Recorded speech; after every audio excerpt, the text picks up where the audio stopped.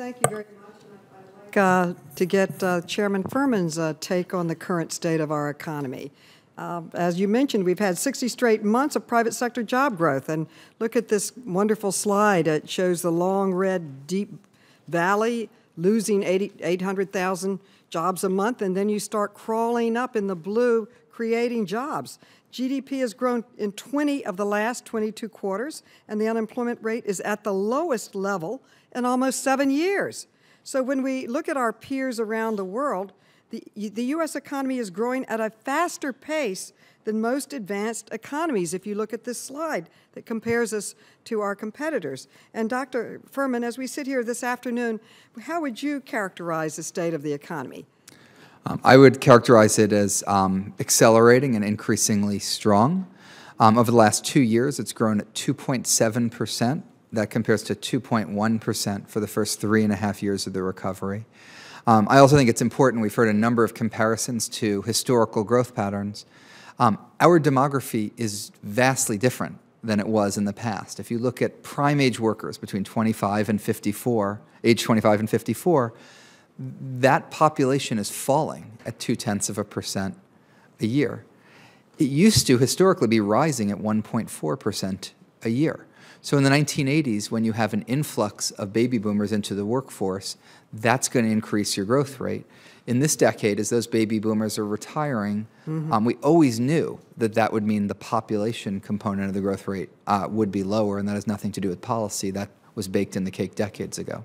So why would you, or how would you characterize the fact that the U.S. is experiencing the fastest job growth compared to other advanced economies?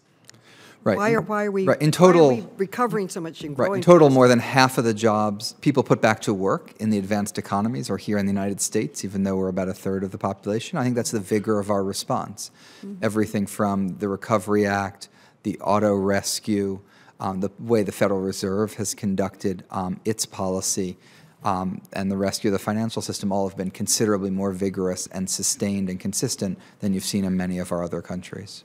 But still, it's not enough, and I don't think the president will be satisfied until every American who wants a job can have a job. So what can Congress do to help accelerate the pace of growth?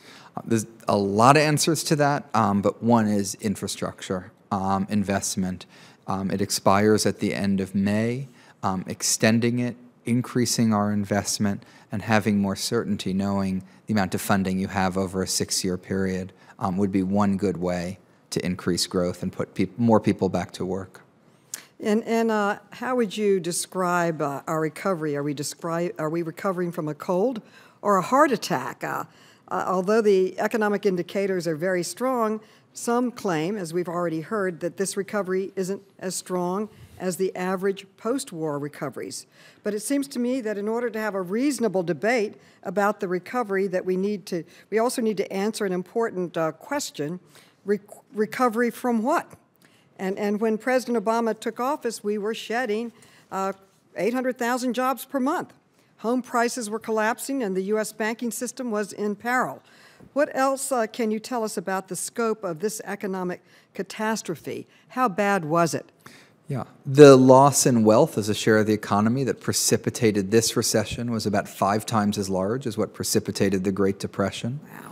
The collapse in the volume of global trade at the onset of the Great Recession was even larger than the collapse of global trade that precipitated the Great Depression. And that's why, in addition to Dr. Romer, who you cited before, Dr. Bernanke and Dr. Greenspan have also both said that a lot of the shocks that led to this crisis were worse than the Great Depression. So how would you describe the severity of this economic meltdown and when he inherited it from President Bush? Would you call it a common cold, an economic flu, a pneumonia, shingles, or a major heart attack? I'm not sure any of those are recognized economic terms, but I would choose economic heart attack from that multiple choice. So it's fair to compare the recoveries from average recessions to a recovery from a major heart attack. My time has expired.